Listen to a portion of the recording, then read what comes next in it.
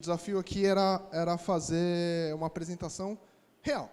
O que está acontecendo no mundo em termos de setor público, setor privado, como que está isso em produção, quais foram os desafios para justamente coordenar. Eu não vou dar detalhes da R3 ou da nossa plataforma, que é a Corda, Open Source Enterprise, mas a ideia é como que a gente leva, como a gente colabora com o poder, com o setor privado, com o setor público, com a academia, e esse é o primeiro exemplo que a gente vai ter. Na sequência vai ser da Itália, esse é da Inglaterra. Não tem tradução simultânea, mas a gente vai tentar gerenciar aqui. Se tiver alguma pergunta, a gente pode colocar o contato do John, etc. Tá bom? Eu vou dar ok para ele começar. Hi everyone. Great to have this opportunity to get to share with you a little bit about what we've been doing. My name's John Reynolds. I'm the founder and CEO of a company called COADJUTE. I wanted to start off by just telling you a little bit about us and then going through the project that we worked on initially with the UK Land Registry and are currently working on with market participants. So I'll just give you a little bit of background on myself and how we came to be in this space. I've spent my whole career in enterprise IT and really helping organizations join up and run better internally, be more efficient. And that kind of with ERP and CRM systems, a lot of that was for large global firms like Dell, Experian, Fujitsu, organizations like that. But also I've spent a long time working in the UK public sector. And within the public sector, we've always think about how can we run more efficiently. And there's been lots of conversations around, well, Facebook, this kind of concept of a platform, and could you have a platform for government? But having worked in government for a long time, you recognize that you have your, Ministry of Justice, as we call it, prison services, you've got the health service, you've got the tax office, you've got the vehicle office. And these services are very distinct and they all have their own IT departments. So back in 2016, I was working within a government department with a couple of colleagues. We were trading cryptocurrency at the time as kind of hobby. And we got very interested in the underlying technology. And we came up with this concept of, well, could we have an enterprise blockchain for government that could join up UK government? So if somebody was moving home, instead of having to let the tax office know and the vehicle office know and the health service know, could those organizations keep their data in sync and give a better experience to the citizen and to businesses? So we formed a research project in 2017 to look at that use case. And we did a whole host of research on all of the blockchain platforms that are out there, starting with the sort of Ethereum public network, the platform that most of the kind of cryptocurrencies were built on at that time. And after discounting those, realizing that working with government data, there's just no way you could put it on a public platform. And having worked on implementing, even simple things like Office 365 in the UK government, you get really stringent and heavy questions around where's the data, who's got access to the data. So we recognize that we'd need to be really able to answer those data questions and those privacy questions. And we then started looking at all of the permission platforms, and quite late in the day, we came to an organization at that time, R3, looking at, they were a consortium of banks that were looking at, financial infrastructure for transforming financial services. And we thought that's very interesting because this technology is exactly what we need in a regulated environment. So if you think about your bank details and your that type of data and compare that to land registration data or medical records, it's the same type of data and it needs the same stringent privacy and security. So we wrote to R3 in New York and we started working with them on thinking about this blockchain for UK government. And then in 2018, the UK Land Registry was the first government department to run a public procurement looking for a partner to help them explore how blockchain could make home buying smarter, simpler, and cheaper. And they didn't want to build this infrastructure for the industry. What they said they wanted to do was really catalyze innovation. They've got this project called Digital Street, which is their R&D capability, and they work with industry to catalyze innovation. So to try and bring industry together, get industry to ideate, come up with ideas, and then industry can take those forward rather than the public sector kind of building private sector infrastructure. So we bid for that project. We were successful in winning that. And I know, IBM, PwC, lots of big firms bid for that. But we partnered with R3 and we bid for that and we won that. And so we spent 2018 building proof of concepts, and then we went on from there. And that's really what I wanted to talk to you about today. So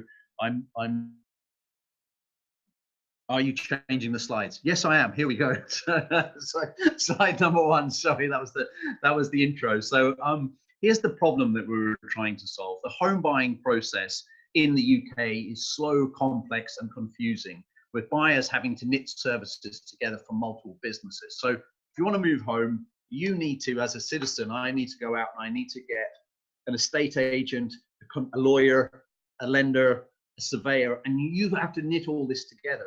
And if you think about it, in a digital age, people just want a joined up service. They just expect moving home to be like, Amazon or Uber, where you have this sort of pizza tracker service. And it's no longer acceptable for the businesses and the organizations involved in the home moving journey to say, well, customer, you just go figure it out. We do our piece, but it's your problem to knit it all together. So what the consumers really want is they want their businesses to get their stuff together and give the consumer that joined up experience. So that's the problem. It's really fragmented at the moment. So the reason it's fragmented is within each one of the, we call them verticals of the value chain, from estate agency to the legal side, to the lender side, and right through to the land registry side. Each one of those pieces of the value chain have been digitized and optimized, and there are some really great software products in each one of those. But underneath it, the layer underneath is these sort of yellow boxes. What happens is the estate agent does their piece, and then they phone or email the lawyer, and they phone or email the lender. So underneath, it's sitting on top of this kind of email and telephone layer where everybody's phoning back and forth. And whilst they've all got their own data sets, collectively, it gets out of sync. And what that means for a consumer is that they can phone up their lawyer. The lawyer will tell them, oh yeah, you're going to finish on this date. They'll phone the lender, they get a different date, etc., etc. So what we've built is we've worked on the COADJUTE network. We've built a piece of middleware effectively to integrate the marketplace. And the marketplace is integrated through taking services from the estate agent, the conveyancer, and giving them this shared data layer where right along the home moving journey, everybody can stay in sync. And what we did, the output of the project with land registry and all of the participants within that ecosystem, Digital Street community, was that we did this shadow digital transfer. So we had this property called One Digital Street, and we built this on the COADJUTE ledger. So we had an estate agent, a conveyancer, the land registry, a lender, and we on the COADJUTE, each one of those entities had a node, and the user went online, did their KYC, did their ID verification, worked with the conveyancer. The conveyancer was able to then get the title from the land registry and then able to orchestrate the contracting process back and forth. The contract was then agreed, the funds went into a smart contract, and then it settled. So we were able to model out how you can have a fully digital end-to-end process that involves all of the actors, and that was all on the COADJUTE platform. Now, the thing about that was that was really in a laboratory situation. So we had built a model office basically of the end-to-end process. So then the question became, how do we put this into into production? So we thought about the end-to-end buying and selling process, and we thought, well, who is it who really can benefit most from this, and how might it work? So we worked with a number of the lenders, and here's a quote from NatWest, which is about 12% of the UK mortgage market.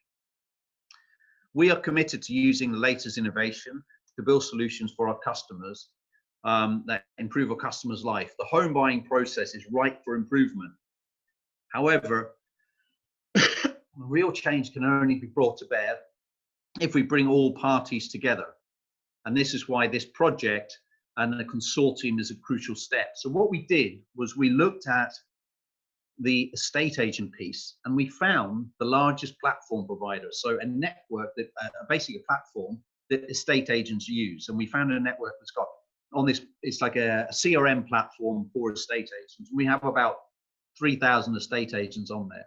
And then we went to a legal platform, a platform provider who provides legal software, like Salesforce for legal people who are selling, doing the legal conveyancing process. And then we went to a mortgage lender and a surveyor. And we built a consortium of basically software providers in the marketplace that drive that end-to-end value chain. And we've wired their services together. So what we've done is we've looked at the conveyancing software, the survey software, the lender software, and we've wired all those together. And then we thought about, well, how would you present this to a consumer?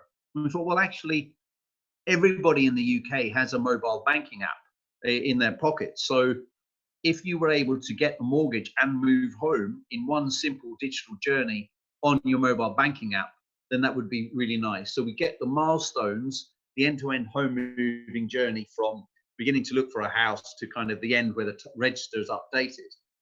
And we map those into a mobile banking journey, and those data is fed from the different platforms. So you really do get to kind of banking as a platform, where your bank and your mobile banking app can now provide your estate agency services, your legal services, right the way through to being notified that, yeah, the land register has been updated. And you can see this is the home moving journey that we mapped.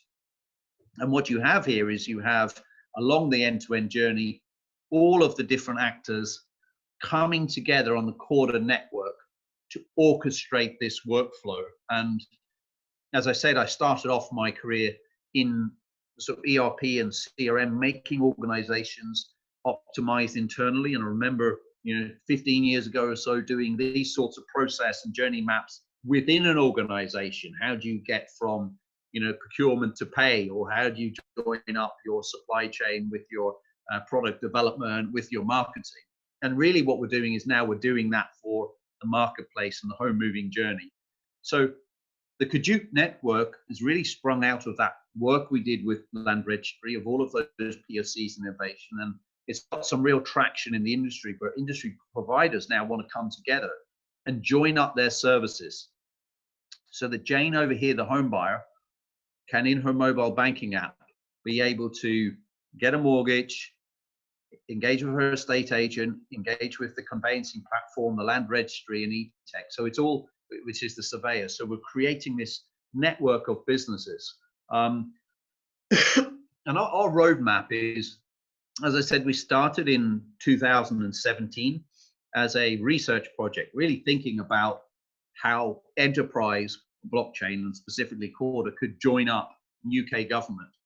We then got very specific and worked with the UK Land Registry in 2018 and built multiple POCs. We're now working with industry. Catalyzed out of that project was the Instant Property Network, and we're working with industry, mortgage lenders, and players across the entire value chain to knit their services together into a minimal viable product, which is pretty much complete, and we're showcasing that in January. We then start a production pilot in next year. We're starting that in March with an objective of going live by the end of 2020, early 21. We will scale the business and the consortium to break even. And our view is that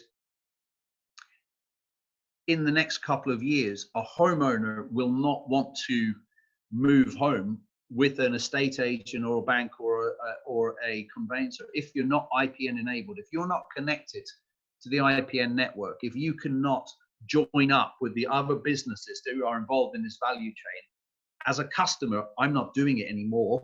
So you collectively, you businesses need to join up. And that's what we bring. We bring that middleware for the marketplace. We allow these businesses to join up. We're not disrupting the land registry. We're not disrupting any of the platform players. What we're doing is we're taking out inefficiency and joining up. And this really has big implications in terms of cost savings for the businesses, reduced risk for consumers around speed and cost and fraud. And obviously, we've also had conversations, which I didn't really talk about much, but with the HMRC, the tax department, because property tax at the point of transfer being paid is really exciting. So that's a bit of a really rapid overview of what we've been doing. I could take questions over WhatsApp.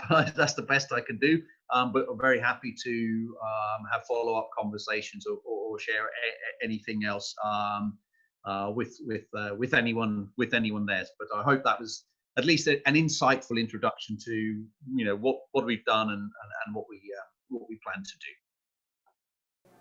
Okay, John. Thank you very much. Listen, your audience.